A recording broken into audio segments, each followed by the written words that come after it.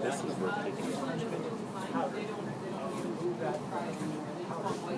Come anyway, Tommy. I'm trying to get some video.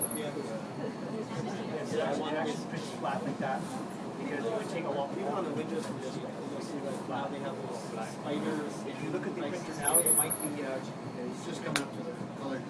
Is it sort of the middle of the? That's why you use the model there. Oh yeah, so you can see how it's slanted that way.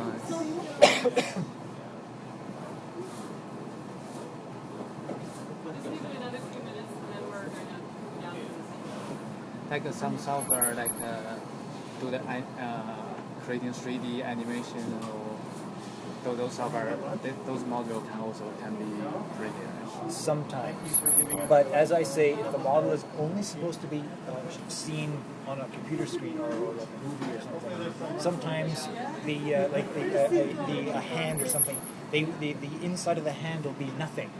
And so it's just like an infinitely thin layer on the outside, and we can't print that. So if the hand is full of something, if it's solid, then we can print it.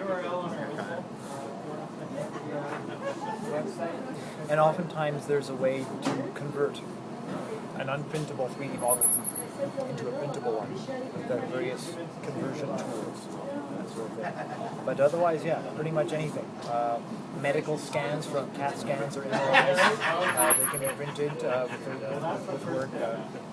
Things created in 3D modeling software like Rhino or Blender, if they're designed right, we can print those as well. All different kinds of sources. And Chris might have mentioned this, a lot of different fields that are finding it useful to print